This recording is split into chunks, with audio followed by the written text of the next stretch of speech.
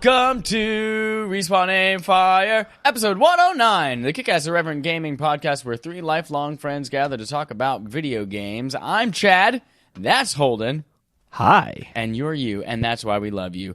We have an episode today to talk to you about some new announcements from PlayStation, some new stuff from PlatinumGames, maybe a new Dark Souls, a new something else that I'm sure is going to show up in there somewhere, and a new opinion formed by us about the movie New Detective Pikachu. That is the name of the movie. That right almost there. turned That's into it. Pikachu. I tried to put new in there. It's Pikachu. Woo! But you said it anyway, so you did end up saying it. What? Said what? Pikachu. You did say that's Pikachu. Offensive. Is it? Is that offensive? I don't know. I'll suck my dick and snort an amount of cocaine. Smash it. Oh, shit balls. I was just my scared audio because the my audio crap out of me. is peaking. It's been peaking a lot lately. I don't know why. Are you peaking I'm sexually peaking. right now? Yes, sexually, I am peaking Climaxing? right now. Is there cumin? I'm in just this so barbecue sauce? excited about Detective Pikachu. Don't spoil it now, because we're going to start by talking a little bit about our, what are we starting with? Oh, a third-party quest log. Hold on, we're going to jump into some video game stuff. Right, off the bat. You remember that game that looked hella dope if you were like a super cool, badass, beats-wearing, awesome dude who had dragons? It's called Scalebound. And this first one, I guess all of these are about PlatinumGames and our third-party quest log. Yeah, right? these are. It's all Platinum games. It's just actually this is. It's all the same not interview. Also, it's not the third-party quest log segment, Chad. What segment is this? Oh, shit balls, ass, fuck, damn, hell, bitch. Ryan's third-party quest log. We held true to our promise. Be true to yourself. I held true to the promise and had to remind you.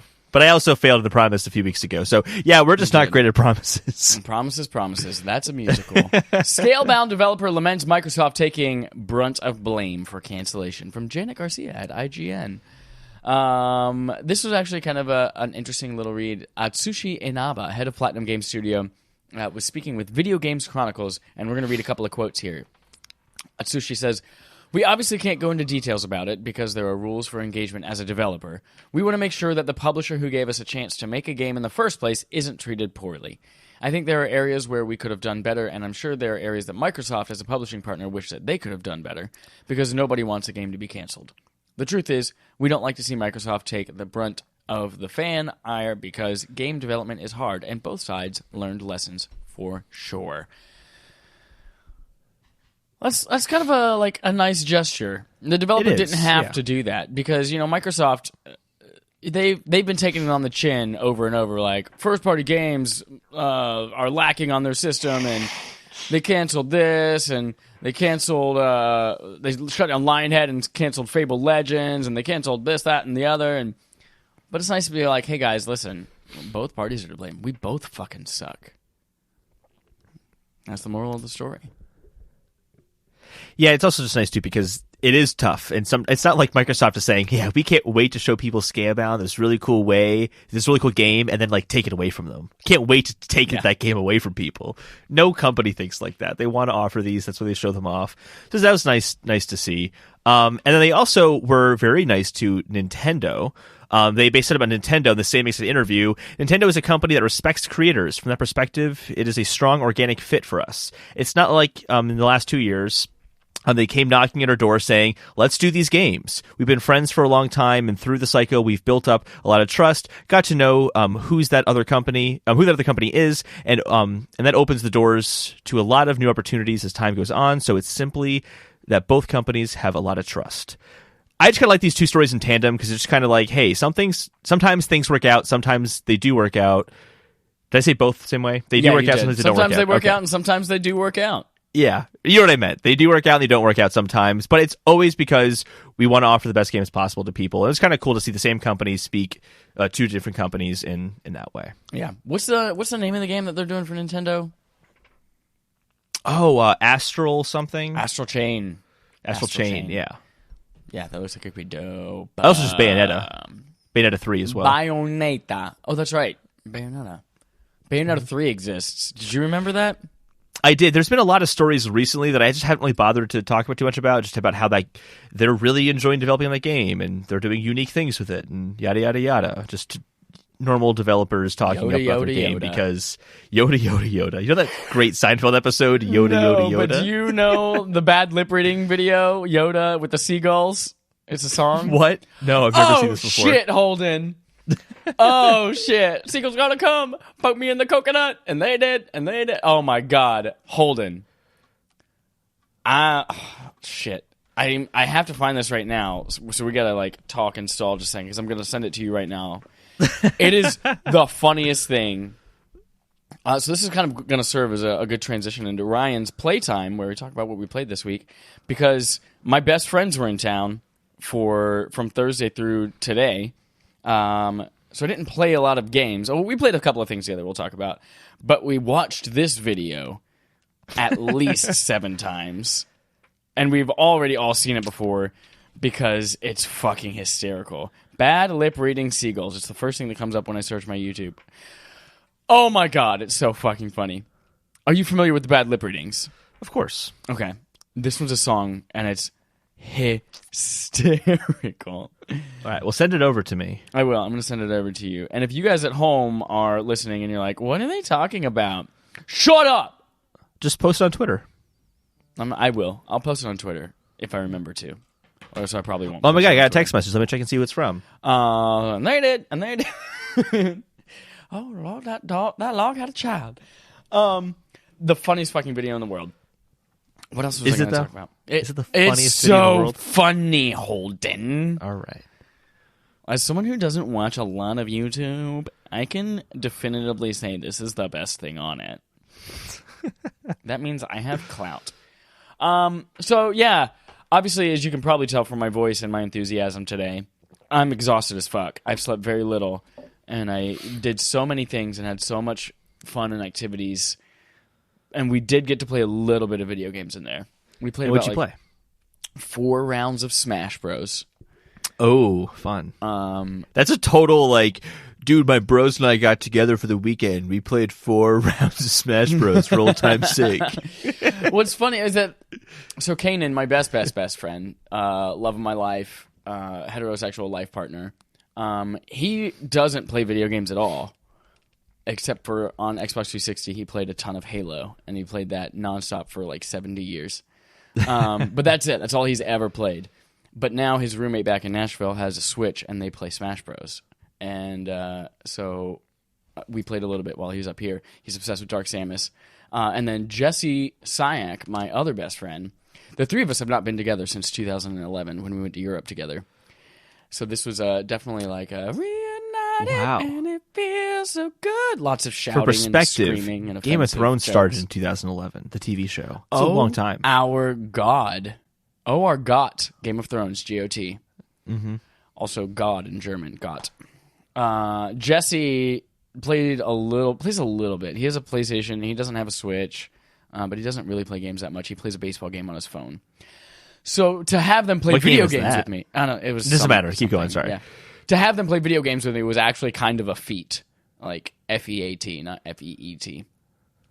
So we did play a little bit of Smash, and we played 1, 2, 3, 4, 5, 6, 7 player Smash. It was the 3 of us versus 2 computer teams, and we won almost every time because we're fucking great. But I got to play as Joker for the first time because I had the Joker DLC, and we played the Joker level. I had no idea what was going on. There were 7 characters on the screen, and from what I could tell, I didn't know how to play him, so he wasn't good. So we played some Smash Bros. We played, I had them both play Beat Saber for the first time. And Kanan was like, I'm not going to play it before we go to bed because I'm going to get sweaty and gross. And then Jesse played 2 songs, and Kanan's like, give me the helmet. And then That's how it always happens with Beat Saber. Yeah. Or in VR in general. I don't want to do it. I don't want to. Okay, I saw someone do it. It looked kind of cool. Let me try it now. Yep. In college, I never had Rock Band. Because great game. Well, I purposely never got Rock Band myself because when Kanan played it in the common room, he threw a drumstick through the TV screen. So I'm like, all right, as long as I live with Kanan, I'm never going to have Rock Band. So when he played Beat Saber, I made sure to tighten the fuck out of those wrist straps onto his hands. Good thing I did because he went ham on those things. It was just going crazy. And then completely let go of one of them. He was like, ah! and then he starts swinging and nunchucking it all over the place just by the wrist strap. I was like, thank fucking Jeebus. We have wrist straps on these Move controllers. But they had a blast with that. And then we also played... I played a little bit of Cuphead multiplayer with Jesse, and he was not good at it, and we immediately stopped. But that's all the games that we played. So not a lot. Did I play any more? Oh, we played Borderlands 2. We played Borderlands 2. So if you are a Patreon subscriber, you can play with us. We're going to be playing some more by the time you hear this on Tuesday night as well. So we played with our Patreon subscribers and progressing the story. Played up until we almost got to Roland. Spoilers if you played Borderlands 1 and not 2 for some reason. That was a fun-ass time. Can't wait to do it again. And patreon.com/respawnnameFire. You can donate at the $1 or any other amount of level and play with us, get a wallpaper, and vote on what games we play for Barf. Holden, what did you play this week? Nothing. Holden, I thought you told us that this was your last week of school 3 weeks ago and that you'd be able to play Days Gone. I know. Now this is the last week. It's over, I should say. And now next week I'll be able to have games played. I'm very excited about it. For the last 6 years. I know. It's been 84 years. But I do have a promise to keep.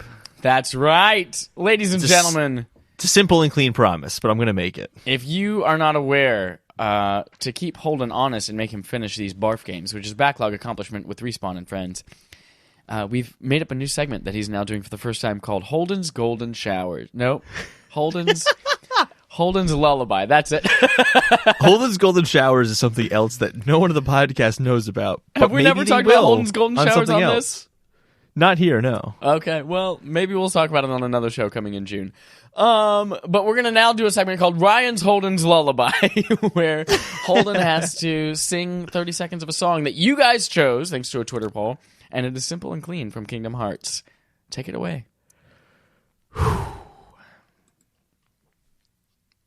Don't get me wrong, I love you, but does that mean I have to beat your father? The song's so weird.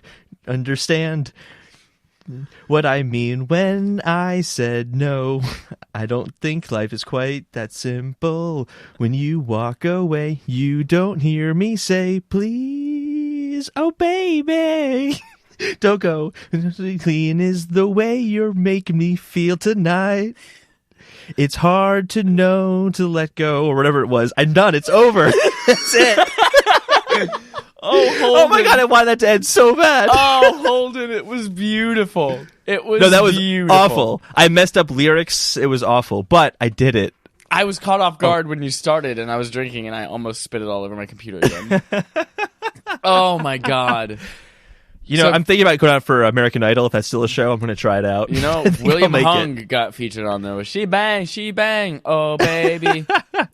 I'll tell you, what makes it hard is I have to listen to the song on my headphones and then sing at the same time, and that makes it very hard because this song it's just weird. Well, they take their time in the middle of sentences when I'm not expecting it. Not only did you not do the homework of playing the game, you also didn't do the homework of memorizing. Oh, I didn't do the homework of playing the song either. Yeah, so, but it's done. It's over for now. For now. It'll never happen again. For that rendition of Ryan's Holden's Lullaby. Moving on next, we're going to jump into our Ryan's Quest log with our Ryan's Fetch Quests. We're going to talk about a few headlines that don't really have much meat to them, but they're worth mentioning anyway. Starting with Holden, go! Well, I have to catch up there. I was too busy singing. EA is to change the development and release strategy in wake of Anthem's troubled launch. They basically just said they want to release with soft launches, so they're going to have like kind of more testing beforehand and that kind of stuff. Makes sense. With the idea of letting people know what they're getting into before they actually release the game. Yeah, exactly. Apparently that's a bigger strategy in Eastern markets. Whereas Western, they just kind of release it and just let it... Right, yeah. Let it fail, basically. Because Anthem has been huge in China, I guess? I don't know. That's kind of a sarcastic comment. Anyway, Just Shapes and Beats Hardcore Edition coming to Nintendo Switch as free DLC. That's from Alex Seedhouse, Nintendo Insider. Yes! I mostly just put this on there so that people know that Just Shapes and Beats is a fantastic fucking game that they should absolutely go buy on their Nintendo Switch right now. It is. This is also supposed to be a very hard addition to the game. Good. They said it will make people who like Soulsborne games cry, apparently. Good. Fucking great. The Pokemon Company will launch a new and exciting mobile game by March 2020. Prove it. That's with it's going to be with DNA. that game's to be made. So interesting. I'm curious what that's going to be. Excited about this one. Dark Souls dev may be announcing new game at E3 2019. Is it Sekiro Shadows Die Twice, but take potato thrice, put your phone in it? That's exactly the title. Yeah. Chad, we had the insider information. You weren't supposed to say anything. How could you do that? I just broke an ruined embargo. It. Now no developers give us any insights because we just ruined Sekiro Shadows Die Twice and something else you just said. So anyway, I do think it's plausible that this game, that they will announce something. They did Dark Souls 3 and Bloodborne back-to-back years from each other. Did they? And it's been 3 years since Dark Souls 3 came out. Oh shit! This was going to be Bloodborne 3. They said specifically it's not Bloodborne 3, Bloodborne 2. It's going to be something new. The rumor said something with swords and lasers. It's also dark fantasy. Oh. I don't know what to expect. We'll just find out. Oh, swords and also, lasers. That's the part I was kind of like, that might be bullshit. Maybe lightsabers? Maybe laser swords? Hold on a second. I'm holding it in with Holden DePardo. I'm just looking at my audio and it keeps peaking. And now I'm thinking, is it not going to my microphone and it's going to... No, it's going to my microphone. I'm definitely hearing you from your mic. And not I just wanted to make sure because it's peaking like crazy and I don't know why. I brought the gain down as much as I can. Anyway. Yes, I think that's totally plausible. That makes complete sense. Speaking of exciting coming up, Hideo Kojima keeps teasing a new Death Stranding trailer. He had a picture of him on Twitter that basically just showed him in front of a computer monitor with video editing software that said Death Stranding in the canvas of the video editor. What if it's a movie? What if you made a movie adaptation of the game before the game came out? What if Sony was like, hey, we're actually going to have an event at E3 and it's just Death Stranding, a movie at E3 for an hour and a half? What would you do if Sony just decided, no, you know what? We are going to have a press conference. Like last minute they announced it. We are going to have a press conference and it's going to be at our usual time. And then Square Enix is like, fuck. We just took that time slot. And Sony's like, nah, fuck you guys. That'd be a really shitty move because Sony's like, yeah, we'll work with you to make sure you can tease Final Fantasy VII for your E3 event. Maybe Square Enix is a code name for Sony press conference. That makes no sense at all, but yeah, absolutely. Okay, get out. It makes a ton of sense. Speaking of press conferences, Kind of Funny Games Showcase returns for E3 2019. It's going to be June 10th at 4:30 p.m. That's and I forgot to see if that's Eastern time, but it's probably Pacific time, yeah. Probably Pacific time. That'd make the most sense. And then interesting, Apex Legends is going to be coming to mobile, apparently. Yeah, I feel like that's a logical progression. That's what all the games do. The Fortnites, the PUBGs, the Peggles. Maybe the Switch coming soon, going to be on Switch as well, maybe? Is Apex Legends not on Switch yet? No, it's not. It's only Xbox One and PS4 and PC. What? Yeah. If it comes to mobile, it's definitely coming to Switch. I would imagine. I think it'd be kind of foolish not to, but we'll see. We'll find out. Way to be a fool. Hey, does anyone out there still play Apex Legends? We'll wait. While we're waiting, let's talk about the State of Play event at Sony, and that's going to be in our Ryan's Sony Quest log. Ryan's Sony Quest log. State of Play, yes, so they finally had their second event. We are now, looks like to be on a monthly schedule for these PlayStation State of Plays. This one was, 13 minutes long, and it had some information. You did not list these chronologically, but you did put the most interesting one up front. Final Fantasy VII Remake, we got just barely more information on that. We got more information, which is that it's being worked on still. Yes, it is. It is not canceled. Rest assured, it is not canceled. So we got a trailer that showed off what could be gameplay, what probably is gameplay, but might not be gameplay. Who knows? But more info coming in June. And yes, it is still episodic, according to Chris Carter at Destructoid. So don't worry, everybody. It might still be shit. Just kidding. It's probably going to be great, but episodic is weird for that game. And then what they were calling a deep dive into Medieval is coming October 25th. It got a new trailer, and Sorry, go on. I want to just praise myself for a second here, because I said last week they'll only show off a minute and a half of Medieval, and they showed off exactly a minute and a half of that game. Way to go. Totally called it. That was their cookie? Deep dive. I do want a cookie. Dude, what flavor? I had a protein cookie today. It was Snickerdoodle. It was a Quest cookie. Protein so fucking cookie? good. Oh, yeah, man. Oh, yeah. That's the kind of snack you eat when you get swole, cuh. I want a chocolate chip peanut butter cookie. That's what I want. Oh, my God. So in San Francisco, we went to this place called, I think it's Lucky Cup or something like that. It's right by the San Francisco Full House intro shot where you see all the houses everywhere you look. Do-do-do-do-doom.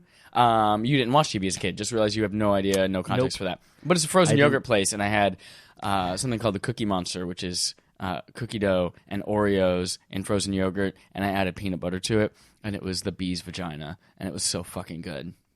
It was called the bee's vagina? No, I said it was. I declared it so. Oh, okay. Hey, Mom, I really love this cookie called the bee's vagina. Can I please have it? Absolutely, sweetheart. Next up in the Sony Play, this is actually how it opened, Monster Hunter World Iceborne expansion, coming September 6th. And this was 11 and a half minutes of the 12 minutes of the trailer. And it's a lot more Monster Hunter in a snowy environment. And they also announced that you can play it free until May 20th, I believe. That might be wrong. I think it's right. So, yeah, if you are interested in Monster Hunter World like I am, go play it. I unfortunately won't have time to play it before that date, but... yeah, it looks like more Monster Hunter. Great. The next game, Predator Hunting Grounds, coming in 2020. The CG trailer for it, I was like, damn, that looks good. And then noticed the not actual gameplay. And I went, oh, I'll wait for more on that one. So this one is interesting. This is a first-party game from a third-party license, similar to Spider-Man. So this is coming directly and funded and published by Sony, which is fun. And it is from the same studio that brought you...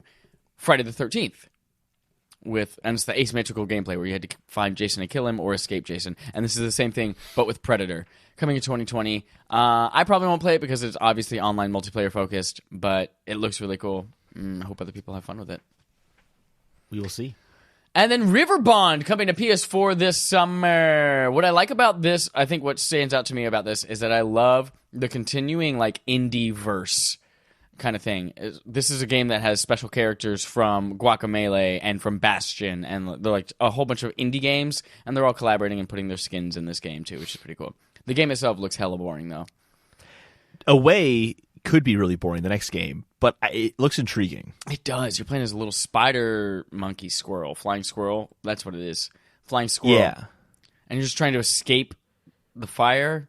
Yeah, trying to escape natural disaster situations. And I'm just curious how natural it feels, because I think if it feels very natural and fluid, it could be really interesting. I'm just curious what that's going to be like. Do you remember... Sorry, I was remembering in the trailer, there's the fight between the flying squirrel and the scorpion. Do you remember? It was a Wii game, and it was like Death something... But it's like Death Stranding. No, get out of town. You were like bugs and creatures that were fighting each other. So you were like a scorpion taking on a snake. What the fuck was that game? And why did I never play it? Oh my god, hold on. Probably because it sucked. Scorpion fighting game Wii. It might not have. Deadly Creatures. So it's like a tarantula versus a snake. I have heard of this. Yeah. Oh, man. Blast from the past and slapping my ass. Call me Susan B. Anthony. So this is the sequel to that, obviously. Just kidding. But this looks like it could be super cool. Like maybe like an animal version of Flower or like a Super Dud. Yeah, that's a good way of looking at it. Like an animal version of Flower. Not so much in that it has the same exact mechanics, but it feels like a very artsy game. Yeah. Yeah. The last one here is a Days of Play limited edition PS4. Yeah, just a cool gray. Has the logo, the symbols across the middle of it. I think last year the Days of Play one was the royal blue with the gold on it, and I was not into that. Yeah, I think it looks less tacky than the Game of Thrones Xbox One. I think that looks really tacky. Oh, the two limited edition ones. Those are not actually available for purchase though. Wait, really? I think it's like you have to win a contest. There's only 2 of them, I think. Oh, interesting. Okay. Yeah. Oh, I see. Okay, interesting. They're really tacky looking. Anyway. Speaking of not tacky and having integrity, let's go to the next story. Integrity is integral to integers.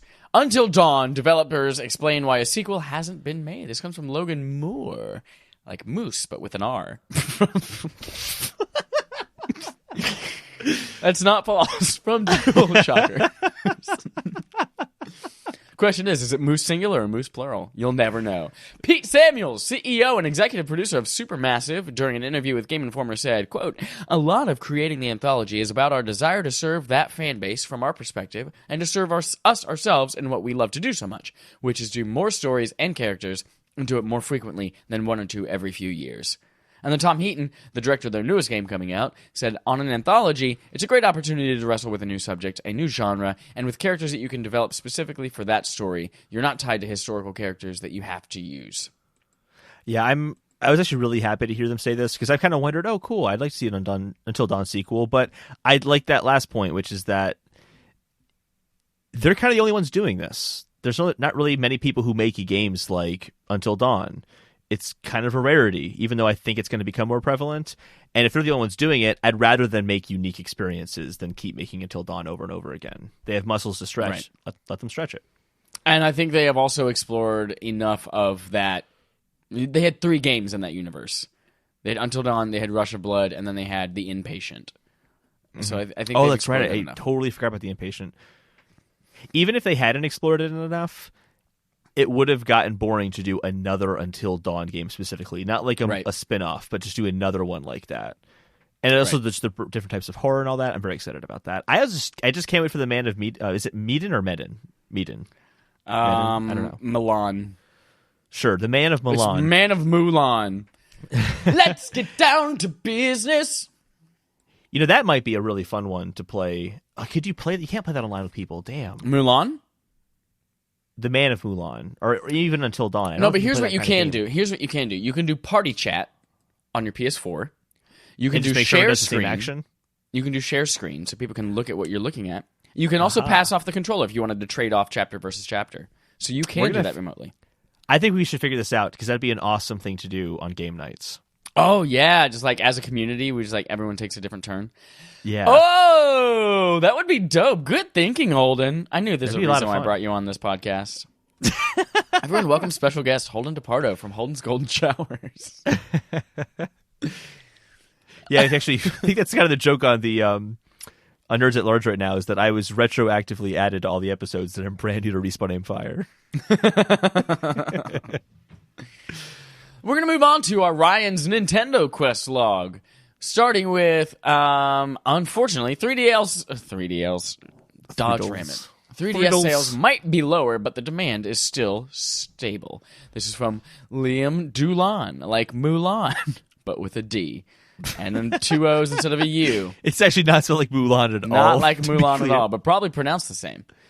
From Nintendo Life, Nintendo President Shuntaro Furukawa, during a Q&A, said, quote, "Our plans for Nintendo 3DS sales this fiscal year are lower compared to the previous fiscal year, but the demand for Nintendo 3DS is stable, and I expect steady sales as we continue to position it as an entry-level game system, differentiated from Nintendo Switch." Before we say anything, that was a really impressive impersonation of Furukawa. Thank you. He even fucked up. He said steady sales. Exactly. And then he went back and corrected himself. So yeah, you're welcome. And that's why people don't know that. I just wanted to let everyone know that you nailed it. I lived in Japan for a while. Method acting. I never lived in Japan. Just kidding. Basically, this means we're going to release a handheld version of the Switch pretty soon, but we're still going to have really cheap 3DSs around. Yeah, you guys want an $80 2DS? We got it. So you still pay us software that nobody wants to pay us for software no one wants to play? We got it. They won't make games for it still because it seems like they're kind of done with that, but it'll still be around. I am excited for the next story because I don't know. Should we say this one for Detective Pikachu? Let's talk about it now because it's just the writer. That's all they have. Okay, fine. You started off. Detective Pikachu writers reveal how they do a Super Smash Bros. Movie from Riley Little at Screen Rant. This basically would be similar to Avengers. Their plan would be to give every single character their own movie, which would be, at this point, 75 movies? 77 movies now with the characters that we have released? Before Smash Bros. Comes out. Right. So everyone has, and every major Smash character will get their own movie before they all culminate in a Smash Bros. Movie, similar to Avengers. I would watch the shit out of that. I would too. Here's one thing I want to point out as a difference between Smash Bros. And Avengers. The comics for Avengers is all those characters getting together to confront some big threat Master together. Hand. Is that going to be what it is, though? And is there really a story to Smash Bros, whereas there's a story to the games, at least? There is a story to Smash Bros. Is there? Yes. Have you ever played Smash Bros. 64? Master Hand is the kid, and he's taking the toys out of the toy box, and he's making them fight each other. And they're just action figures. That's pretty much exactly what it is. Okay, maybe. Yeah. I actually really don't want them to make a Legend of Zelda movie. I don't want them to make a Mario movie. I don't want them to make these properties. And seeing Nintendo Pikachu didn't change that for me. But we'll get to that Nintendo later on. Pikachu? The Nintendo Pikachu, yeah. Did I say Nintendo Pikachu? You did say Detective Nintendo Pikachu. Detective Pikachu. The Nintendo Pikachu. The Nintendo Pikachu. Sounds like a terrible movie. And then whatever, we're not talking about the Switch booth stuff, but Yeah, I decided it's just not worth talking about. great. Glad you wrote that in the note. Well, I deleted it out. I wanted to make sure you didn't where did it then go? you just, great, perfect, great. Yeah, so that was smooth. Smooth. That's the song with Rob Thomas and Carlos Santana. Oh, shit on my dick and suck on my balls. I miss my best friends. We would sing the stupidest songs, and I have to get my mouth back in like non-dirty order. Yeah, I'm glad you have friends like that, because I'm not that person. You are not that person. You're just like, vagina. That's exactly what you sound like. Next up, we're going to go to Ryan's sponsorships, which is the last time, I swear to fucking God, that we will call this the sponsorship section. It's not the sponsorship section. It's the Ryan's sponsorship section. So we did change the name of it. It will be changed once again. Okay. Well, introducing the new Ryan's more. sponsorship. Ryan's sponsorships includes not that. Oh no, yes. So hashtag thanks for creating. This is where we look at you sipping that glass of wine like a fucking queen. Shut up. You look exactly my like wine. Cersei Lannister with your pinky up. That makes me a bad. What's my pinky up? Yeah, that your makes me pinky a was up. badass. That's what it makes me. That's exactly right. Hashtag exactly right. Hashtag Scott Michaels. If any of you are musical theater performers in the Chicago area and you've worked with choreographer Scott Michaels, you know exactly what that means. Which I'm sure is none of you. Oh, man. That's exactly right. Hashtag thanks for creating, where we take a moment to say thank you to people in our gaming industry. This week, we are going to thank the developer of your favorite... Oh, shit. I didn't think this through. I was going to say, like, your favorite game from, like, your childhood, but a lot of these developers might not exist anymore. Oh, That's true. shit. Or they might not even have Twitter accounts. Twatter just got bit by the love bug. What's it driving you? It's driving me mad. Well, just do it anyway. And just, if it doesn't reach out to someone, who cares? No, Just say it. I'll think of something else. Everyone look on our Twatter. And there'll be something there for you to retweet and respond to. And then we do the barf for the month. Backlog accomplishment with respawning friends. Thank you. That's Chad Michael Innes original right there. Our barf for this month is Borderlands 2, which you can play along with us on one of 700 systems that it's available for. And if you would like to actually play with us, jump into our PS4 community that you only have access to if you are a patron at patreon.com/respawnaimfire. And you can play with us on Tuesday nights and other nights. Also, for anyone who's a patron, check the Patreon. I put in my Switch friend code because I think I might want to play some Overcooked 2 this week sometime. And I want some friends to play with. Overcooked 2, Switch, your I'll mom's play some butt. with you. Yes.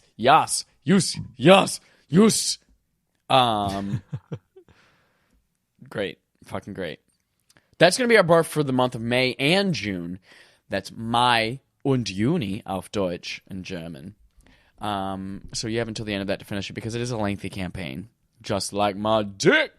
Nerds at Large Spoiler Cast.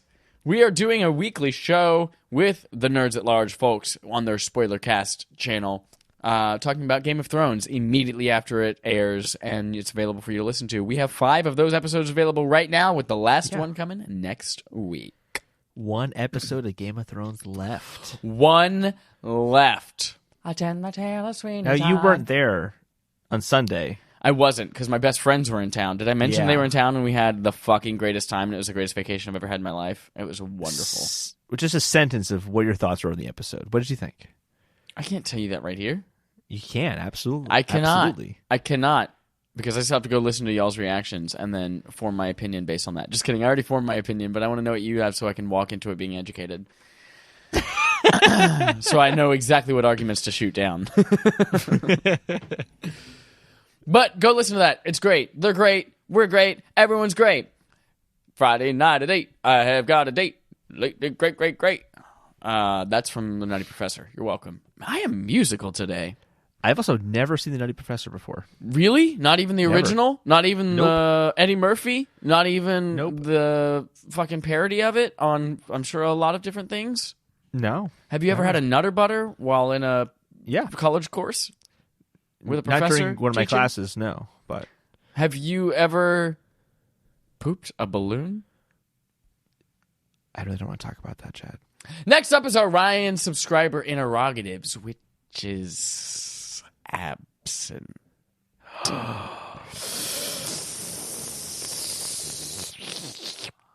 I have headgear. What was that? Nothing. I was sucking in a lot of drool as like a like oh my god, and then I just turned it into more of a sucking up the drool sound, and then it just made me think of like, oh, those kids in middle school who had headgear. I never actually met anyone who had headgear. That's really but terrible. They do cartoons and Let's movies. move on to Detective Pikachu and Ryan's main quest. Oh, you friends, you lifelong friends. We're going to move on to our main quest, which is Detective Pikachu review. Now, we're going to go into some spoilers. Pills, baby! Some spoilers for this one. There are time codes in the description of this. And we also have chapter markers built in. So if you're listening to something that supports chapters, you can skip ahead to the next chapter. If you have not seen this movie and don't want to be spoiled on anything of it, I'm giving you plenty of time right now to pull to the side of the road, unplug your iPod, and throw it out the window. Are you ready? Detective Pikachu came out this weekend, and Mewtwo's in it. That's the first spoiler. No, that's in the trailer. I know it's in the trailer. Holden, what did you think of Detective Pikachu? You know, I actually really liked it. It is cheeky fun. Cheeky. I get it because of the lightning things on his cheeks. And actually, not just that, because there's just so many things like the holograms, which is like, that's really dumb, but like, whatever. It's a Pokemon movie. Let's move on. This is a good time. But it was surprisingly fun. It has this really cool, just absolutely contrast between these kind of cartoony Pokemon that look like they belong in the world, but also feel like kind of cartoony and separate from the world in a positive way, clashing against a Blade Runner real world aesthetic. Right? Yeah. Yeah, it's really interesting how those played together, but effectively. Mm-hmm. It never felt like, ooh, that Pokemon just doesn't feel like it belongs here, or oh, this environment doesn't feel like it belongs in the universe. It all just worked. It all just worked really, really well. So much thought was put into that aesthetic, but the story was fun too. I was intrigued the whole time. It's a really, I'm not gonna say simple story, but it's a very typical, like not necessarily like flashy or anything like that, but there were twists and turns that I enjoyed and was like, oh, I actually didn't see the character doing that, and so on and so forth. I guess it's a spoiler, so I just want to say it. Like, Mewtwo's motivations were a surprise. I really, from the beginning, I thought, oh, he's clearly the villain. That makes sense. He's the villain. I'm on board for that. And to see that motivation change and what was really happening behind the scenes was cool, and I didn't see some of that coming. Yeah. I find with this movie, I loved it. I loved it. It was so fun. I find what this movie was most successful at, and I think what its legacy will be in kind of future movies, is it was so brilliant at building this world from the very beginning of the movie. From like just the intro shots of like all the Pokemon and how they're interacting with the world, and setting up the rules with the little video on the back of the screen that says, "Welcome to Rhyme City," where so and so, I forget his name, created a world where people and Pokemon live together, as opposed to other, like, because everyone's expecting, like, wait a minute, I thought Pokemon were wild creatures, and why are they now directing traffic? So they set this up in such a way, and they were so clever in the way that they used the Pokemon in the real world and set up the rules of this reality that they're building. They spent a good 10 minutes in the beginning of the movie just building that, and I think that's what made the movie so successful and believable. Absolutely. And they did it in a way, too, that appealed to people who don't like Pokemon. So my dad went to go see it. Here's what I get about my dad. He fucking hates Pokemon. I mean, he will not let my brothers even play the games. Like, he can't stand it. But my brother Henry is 7, and he was invited to a birthday party where they were going to go see Detective Pikachu. And of course, he's 7. Someone has to bring him. It was my dad. And my dad's like, I'm bringing a gun because I want to blow my brains out during the movie. Like, it's like, I'm just like, don't want to see this. He literally brought a book. He brought a book to watch during the movie. And he texted me back. He's like, dude, I fucking loved that. That was so good. It transcended being Pokemon. I mean, like, the fact that my dad liked that movie and he's the biggest detractor of Pokemon, I think speaks volumes about how successful this movie was at staying true to what fans like, with a lot of things where it's like, oh, like each little Pokemon has their specific characteristics that are true to what they were in the game. But none of that got in the way of my dad liking it. And that really blew me away. Because I wasn't, I think we both knew we were going to like it going into it. I wasn't sure how can you see that trailer and not know you're going to like it? Yeah, exactly. I think if you played any Pokemon game way back then, you know, like as a kid, and if you're still playing them now, you saw the trailer and something hit you. And that carries into the movie, and it carried to people who don't like Pokemon. So I really feel like there's a chance that the Pokemon could actually be a serious movie franchise. Oh, absolutely. Yeah. Absolutely. And that's what I really want to see come out of this. This movie was good to set up the world and the rules, but I as you mentioned, like the story was great, but I did feel like there was, you know, it was a little elementary. It was a little like, obviously it was a movie for kids. It was kind of more... I felt like there was, with Ryan Reynolds being Pikachu and, you know, his history, I felt like it was going to be a little bit more for adults, but I still enjoyed the shit out of it. Yeah. I also feel like the humans were the worst part of the movie. Sure. Like the Pokemon. Well, of course the Pokemon were the best part of the movie. Of course. You're right. You're right. What am I fucking saying? Of course. Yeah, but like it was... I think what you're saying in terms of elementary, that's why I'm using the term cheeky. Because, like, yeah, the things that were elementary about it never bothered me. Like, who was the investigative reporter intern? Oh, yeah, I can't. She was the part I hated the most about the movie. Was like her character. Like her dialogue was fucking atrocious. But like, I just, because it was so, this is my motivation. This is what the plot of the story is going to be. Like, very laid out like that. But I don't know. Like, it worked for me, and it was fine. Like, I didn't I guess it's because my expectations were not to have this very natural Tarantino style dialogue that like flows really well, and just the stupid hologram stuff to like keep the plot moving. I just kind of expected things like that because I know it's a Pokemon movie, so I guess it didn't bother me that much. Yeah, it was fine. It never got in the way of the movie. A lot of the revelations don't rely on convenience, I feel. Yeah. A lot of the revelations do actually advance the plot in interesting ways that, like, those things that were convenient and kind of cheeky were just in scenes where it wasn't really super important. So I think that's kind of also why they got away with it. Yeah. And I also think they got away with it because when they were, like, really awful dialogue like that, it was very quick and over very quickly, but they also gave you a lot to look at, too. Because I'm going to see this movie again in theaters, just because I want to be looking in the background to see, like, oh, what's that Growlithe doing back there? Or, oh, look at those Squirtles spitting on the stage floor so that they can mop it in between takes of the news. And, like, I want to absorb that world so much. There are also moments, too, like, looking back where I'm like, oh, I should have realized that Ditto was the kind of that sidekick henchman villain the whole time, because they show Ditto in the first scene where they're in the studio and the dad's, you know, walking away from his son. They show Ditto kind of accompanying him. Yep. So I'm like, oh, I should have put that together. Like, they had the sunglasses on every single time. Like, there's these little things I should put together. It didn't say a word. Yep. It didn't say a word. Yeah. So that was cool, and I can't even wait to go back for those kind of things where I'm like, oh, what is there in the mystery story of this that I'm going to catch the second time around? So though the story is elementary, it was still fun. Yeah. It still warrants a second viewing on its own, I think. I did find that there was so, like, all of Ryan Reynolds' dialogue was just spot on. Spot on as Detective Pikachu. Yeah. I also really, really loved the Mr. Mime stuff. They showed... Okay, so here's what I liked about this. The Mr. Mime stuff, and a lot of the jokes from the trailers, they they were tweaked slightly when you saw them actually in the movie. Yeah. Which is interesting for a CG movie. Like, because they would have to re-render that entire thing and reanimate them rather than just capturing a second take of an actor doing a line differently or something like that. Yeah. But even the Mr. Mime scene in particular, like, I thought, oh, that's the whole Mr. Mime scene. It looked really funny. Wish I could have kind of seen that fresh. But they did not show that whole scene. And that was one of the highlight scenes of the movie. That was hysterical. The dousing of the gas. Dousing him in gasoline. Yeah, and then he goes to light the match and he goes... and then he lights the match again and then he puts it out and then he... God. Yeah. Like, that was so funny. The whole, like, he's running away. He's getting on a bike. Like, that whole thing was just... That was great. I loved that a lot. What was your favorite Pokemon in the whole thing?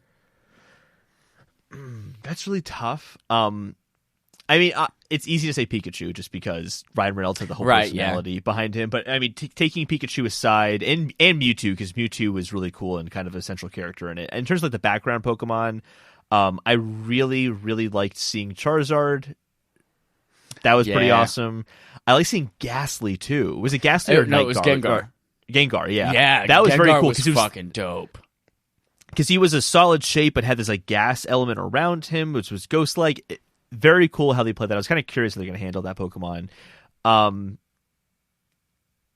then Blastoise is in the background, and I wish we got more Blastoise. Well, we got Blastoise fighting Gengar, but kind of in the background though. Briefly, not really like seeing him up close. Like you saw Charizard, for example. But I mean, it's still an accomplishment that we saw hundreds of Pokemon in this thing, and there were so many in there that I didn't even recognize. Absolutely, but they were still so true to what at least the Pokemon that I recognized, because there's so many that I'm like, I know that's a Pokemon, but there's 850 fucking something of them, so there's no way I can know all of them. But the ones I did recognize, I'm like, oh, that feels right.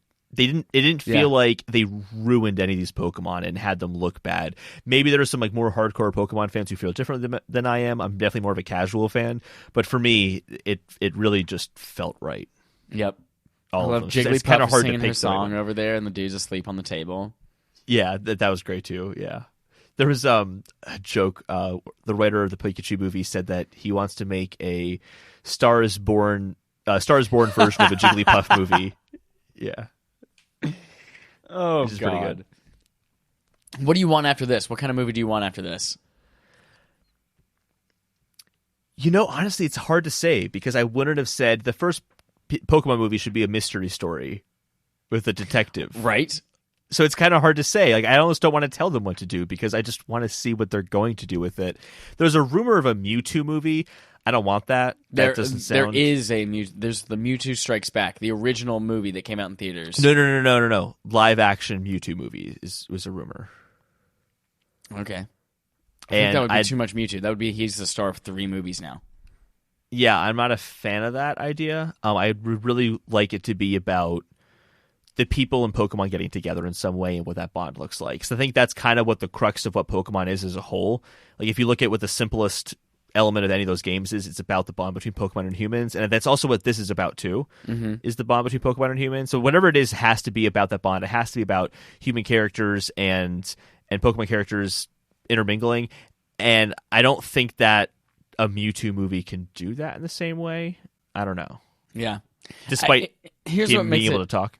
Here's what makes it difficult, I think, is that I don't think we'll see a Detective Pikachu 2 because Ryan Reynolds is a person now and not Pikachu. Yeah. So I think it's gonna be difficult to do one without the Pokemon talking. But part of me, I'm conflicted. So part of me really, really wants to just fucking see all the battles. I just want to see gym leader battle after gym leader battle, and maybe I just want the whole first season of the anime just redone in that style. But then part of me also wants to explore Rhyme City more and just kind of see how these people are living together, and like that aspect that like everyone has a partner Pokemon rather than just like, oh, I have 6 Pokemon, but no, you pick a specific Pokemon that fits you and your personality, and you go and you find that and catch it, like the Cubone in the beginning. Well, actually, thinking about it now, too, like, what if they just made a really simple story of, like, a girl who wants to cook and become the best cook she could possibly be and like she's a Pokemon friend, and it's just her story. Like something really simple like that, where it really doesn't have anything to. That's a weird example, but like it has nothing to do with Pokemon. Really, it just happens to take place in that world. Yeah, it's kind of how this story was. It's a mystery story involving this kid finding out what happened to his dad. It's not really about Pokemon. Just an anthology series in Rhyme City, Ratatouille Pokemon Edition. Exactly. I'm actually not even kidding. Exactly. Yeah. Like, just play with it. Like, have fun. Like, what Pokemon would be involved in a kitchen, like, in cooking food? Like, how does that work? I think that'd be kind of a fun little just to really deep dive into that world and see who these people are and what that world looks like. In the simple stories, because this was a simple story and fun. Yeah, I like it a lot. Yeah. Are you gonna see it again? 100% gonna see it again, and it's also finally gotten me excited for video game movies. And I think that's also a good conversation to have here too, is that this is a video game movie that has nothing to do with the video games. And I think that's the recipe. Yep. Is you make your movie about that world, but not about the game itself. Yep. I even doing the fan servicey stuff, like I wish they hadn't even thrown that in there. Like when Pikachu sings the theme song when he's like defeated and walking on the road by himself, I'm like, you know what? Oh, that didn't even speak to me that much. Like, you didn't even need that. Make this your own.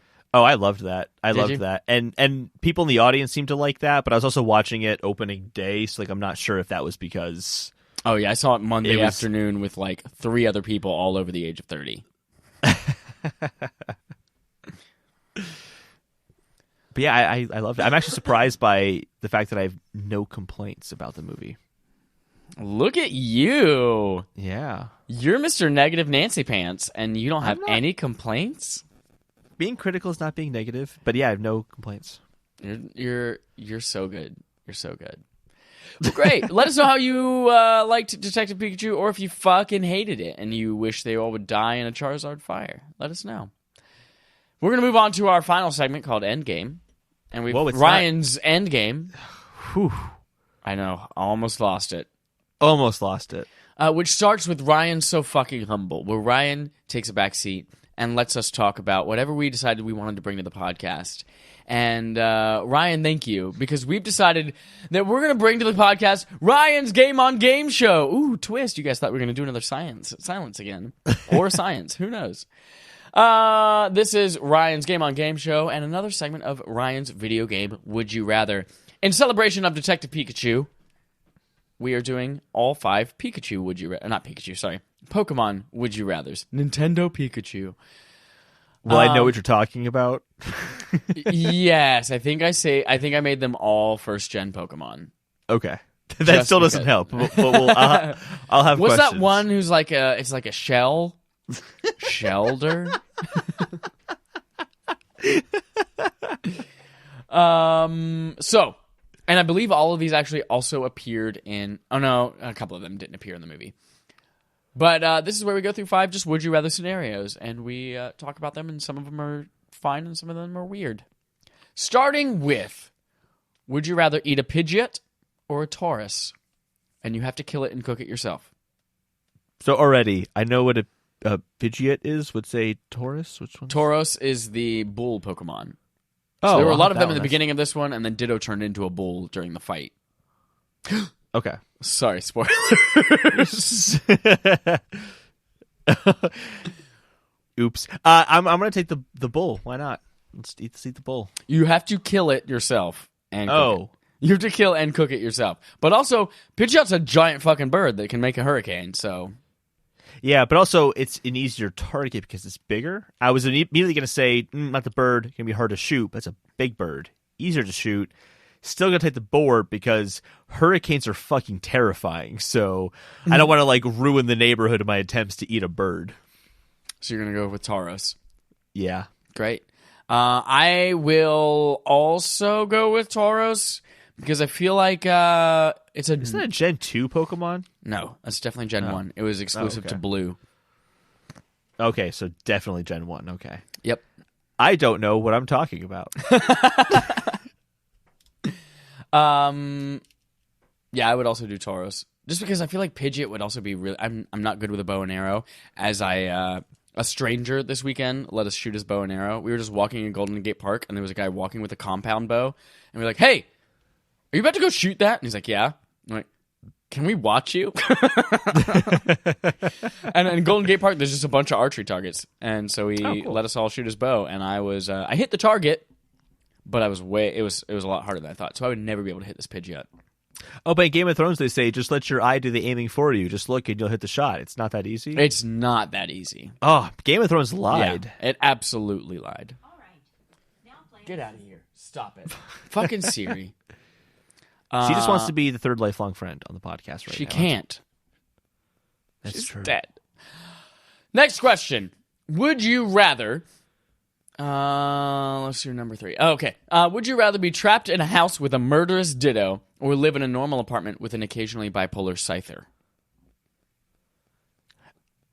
I would rather live with the occasionally bipolar Scyther. And the reason is a Ditto that can scare the shit out of me can turn into anything. And that sounds awful and terrifying. Oh, that kind of reminds me of that game that the Bethesda Black Mirror put out. episode? No. Oh. Bethesda put out that game started with a P. Your character's name is Morgan. And there's the little black goo aliens, and they can turn into a chair. Prey? And you walk in. Prey, yes. You walk into a room, and anything could be the alien. Yeah, that's the thing is, I'm not looking forward to that. It's like, I get home and I'm like, he's always upset. What's different in the house right now? What's going on? And I'm just constantly paranoid all the time. Where it's like Scyther, it's like, hey Scyther, how you feeling? I can see you in the room right now. You're not feeling great? I'm gonna leave. Bye. But here's the thing about the Ditto. It's a one-time, you're trapped in the house with him. If you find a way to escape or you kill him, you're done. Oh, you're good for the rest of your life. okay. Versus your roommate is Scyther, and at any moment his emotion could change and cut you in half. But you could also, like leave and come back and that kind of stuff, and he could be a fun roommate. Oh, I see what you're saying. I don't know. I've had some pretty crazy roommates, so I know what that's like already. So I'm gonna take that one still. Yeah. Yeah. I'm going to go with Scyther because... actually, I'm going to go Ditto. I'm going to go Ditto because you can see the eyes. No matter what he transforms into, you can see the eyes. And I know that I'll either throw that in a fire or I'll stab it. But he can put on sunglasses. Well, then you can see the sunglasses. He can put on sunglasses. And I'm terrified of evil creatures with sunglasses on. You're right. You're true. Or like a mug with sunglasses on. Yep. That's how he stays inconspicuous. He just keeps sunglasses on all the time. And then he puts sunglasses on everything else in the apartment. Your refrigerator has sunglasses. Your paper towels have sunglasses. Your TV has sunglasses. Now you don't know which one's which. Would you rather... Turns out he was the sunglasses with the sunglasses on him. Oh. Damn. Would you rather have a Bulbasaur whose seed on its back is dead and always smelled rotten? Or a Squirtle who occasionally pukes sewage instead of water? I'll take the Squirtle because I feel like we'd start creating a bond. It would know how I feel, and it'd be like, hey, dude, I'm about to throw up some sewage. Yeah. As opposed to just always smelling a dead leaf around. Yeah. I feel like, Squirtle, I feel like it's like a pet. It's going to shit on the floor sometimes, and you know that you can clean it up. Or you can get it. Maybe you train him to throw up in the toilet. Yeah, exactly. But you can, there's a bond there you can work with. Right. And if you have a Bulbasaur who always smells shitty, like, you're never going to want to pet it. You're gonna keep, It's going to become an outside Bulbasaur. Exactly. Like, you bring over some friends, it's like, by the way, I have a Bulbasaur. He smells shitty. Or you'd be like, hey, I have a Squirtle. If he gets upset, or if he gets uncomfortable, he might throw up or something like that. But, like, he's cool. But he's going to throw up sewage. Straight up shit. Don't ask me how Squirtle got other people's shit in his mouth, but... Occasionally he might get upset. He might not. He might not, though. Yeah, there you go. Number Quattro? Is this Quattro? Yes, this is Quattro. Would you rather replace your severed arms with Arbok? Arbok? Arbok is the Ekans evolution. It's Cobra Ekans? Backwards. Oh, Ekans I is know snake this one. Okay. Backwards. Yep. Yeah. So you don't control them. They have a mind of their own. Or replace your penis with an onyx. What was the first one again? Replace your severed arms with Arbok. So the arms are severed at this point. At this point, you don't have a choice. Your arms are severed. Right. You have lost your arms, and if you want arms again, they are Arbok. I feel like here's how I'm thinking about this. Right, Mm-hmm. hands are useful. They are. They're very practical. I mean, for being frank, they're more practical than your penis. Oh, I don't know about that. In terms of gets rid of waste, your penis, literally, your super objective as a human being. I'm assuming is to the Onyx will get rid of the waste for me as well. That part won't be a problem. It would just be weird to have like a fucking rock dick, especially that big. But so your hands are practical, right? You need them for things. Yeah. But if you had snake hands, you could just like terrify other people to do those things for you at that point. So you wouldn't really be a problem. Be like, I need a sandwich. I'm not making it for you. Are you sure about that? And then just like unleash snake hands on them. Oh, intimidation. And then like, yeah, you're making that sandwich for me. Exactly. I feel like you could also just pound them with your rock dick. You could be like, I could take either your pants off, explain why you're taking your pants off to the person. Like, hold on, you're about to be terrified. I promise. I'm taking my pants off right now. Whereas snake hands, it's like, oh, he's got snake hands. That's terrifying. Snake hands. I would go with rock dick, just because that's just impressive, and I would have a hell of a porn career. I'll just say this, though. Also, it's like, Onyx is anal beads. You ever fooled around with anal beads? I haven't, but I'm down to experiment. I guess I'm more thinking of, sometimes there is too big. And some women don't like that. And if you had a rock dick, that'd just be off-putting. Just saying. Yeah, I guess you're right. Yeah. Great. Whereas like snake hands might be a turn on. Like, ooh. Mysterious. Oh my god, you would be hella popular in Japan. You would, yeah. With all of that tentacle porn? A snake porn? Hell yeah. Would you rather, this is an final easy choice. One, would you rather make a Pikachu routinely charge a battery that powers your home, or make a Chansey clean up after you every time you have sex or masturbate? Oh, okay. Either way, you're kind of abusing your Pokemon. Yeah. But they're your servant. But it's also kind of what they were intended to do. I mean, it's electric Pokemon. He can charge a battery. Yeah, well, Chansey is like... I feel like the battery had to be charged constantly, though. No, it's like a Tesla battery that you put in your home. And okay. Power your home for a while. Oh, that's easy then, because like there's a shame involved in saying like clean up after my sex, bitch. Like, but that's like, also like hospitality is Chansey's game. No, but with Pikachu, it's like, hey, you want to stay warm tonight too? Go charge that battery. Whereas like Chansey, it's like it's like you're just my bitch if you're just cleaning up my. So there's something in it for Pikachu too. I'm gonna be explicit about it. That's what's happening. You don't know this, but maybe Chansey has a fetish where she just loves eating jizz paper towels. Maybe there's something in it honestly, for her too. That sounds uncomfortable too. It's like, hey, I'm done, Chansey. Like, here, you can have this. I guess. Whereas like Pikachu, it's like, hey, man, like we're into this together. We want a nice home. That includes electricity. You got to get on that. What would you do?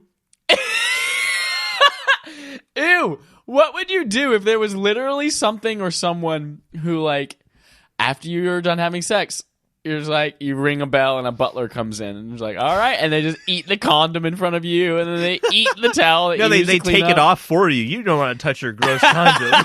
they just and they just eat it all in front of you. How fucking weird would that be? It'd be very strange. That's why I wouldn't want it to happen. Like, it's like I wouldn't want to put a Pokemon through that. Oh god, yeah, I would have Pikachu charge the battery. You make a good point. Yeah. But it would be hilarious to just watch Chansey coming in, just like, I'm just like exhausted, laid out naked on the bed, and she just comes in and she's like, Chansey, takes my jizz. To be clear, when I was like, clean this up, bitch, I was really just referring to the fact that like, if you're doing that, that's like Charlie work. You're exactly right, Charlie work. Yeah, it's a Charlie work situation. Like, it's just like it's derogatory, but the work is also derogatory. Right. Yeah, I'm sure Chansey deserves it. Yeah. I'm saying that knowing the term is mean to say. Yeah. Because it's mean work. Well, that wraps up our Video Game Would You Rather segment for Ryan's Video Game Would You Rather on Ryan's Game on Game Show during Ryan's Endgame. And that wraps up our episode for the day. So go on to patreon.com/respawn_aimfire if you want to play Borderlands 2 with us tonight and Overcooked 2 sometime on Switch later this week. And go on Twitter and look at the hashtag thanks for creating whatever we've decided to do instead of what the original plan was. Whew. If you haven't seen Detective Pikachu, go see it. And until next time, Here's our usual sign off.